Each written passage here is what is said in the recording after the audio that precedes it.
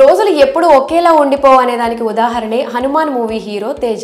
నేటి బాలలే రేపటి పౌరులు అన్నట్టుగా చిన్ననాటి బాలనటులే నేటి హీరోలు అన్నది కూడా ఒప్పుకోవాల్సిన విషయం. రేపు పండక్కి రిలీజ్ కాబోతున్న హనుమాన్ చిత్ర కథానాయకుడు తేజ చిన్నప్పుడు దాదాపు అందరి హీరోలకి కొడుకుగా నటించాడు. 2000వ సంవత్సరంలో వచ్చిన యువరాజు చిత్రంలో హీరో మహేష్ బాబుకి కొడుకుగా తేజ నటించిన విషయం తెలిసిందే. ఇప్పుడు ఇండస్ట్రీలో తేజ హీరోగా మారాడు.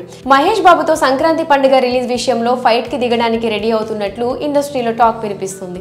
వివరాల్లోకి వెళితే మహేష్ బాబు నటించిన గుంటూరు కారం, తేజ సజ్జా నటించిన హనుమాన్ 2 సినిమాలు పండక్కి విడుదల కాబోతున్నాయి. ఇప్పటికే విడుదలైన ట్రైలర్ ఎఫెక్ట్ తో హనుమాన్ సినిమాకి సూపర్ క్రేజ్ వచ్చింది. ఇక మహేష్ బాబు సినిమా గుంటూరు కారం గురించి ప్రత్యేకంగా చెప్పుకోవాల్సిన అవసరం లేదు. మహేష్ బాబు త్రివిక్రమ్ శ్రీనివాస్ కాంబినేషన్ లో సినిమా అంటే ఓ కొత్త జోనర్ లో ఉంటుందని తెలిసిందే.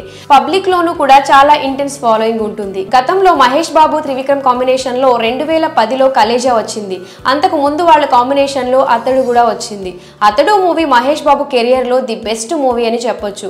మహేష్ బాబు కెరియర్ లో తను నటించిన 28వ సినిమాగా గుంటూరు కారం రాబోతుంది. కాకపోతే ప్రారంభించిన వేళ విశేషం బాలేనట్టుంది. గుంటూరు కారం ఘాటు మొత్తం సినిమాకి పట్టేస్తుంది. గొడవలుగా సినిమా పూర్తయింది.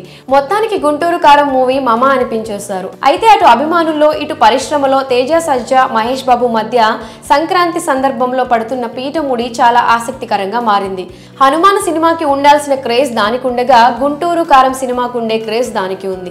కాకపోతే ఇందులో థ్రిల్లింగ్ పాయింట్ ఏంటంటే ఒకనాటి ఫాదర్ అండ్ సన్ ఇప్పుడు సమ ఉజ్జీలుగా సంక్రాంతి బరిలో దిగుతున్నారు.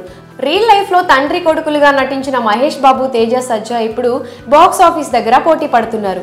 మరి ఈ ఇద్దరిలో పై చేయి ఎవరిది? మీ అభిప్రాయాన్ని కమెంట్ సెక్షన్ లో కమెంట్ చేయండి.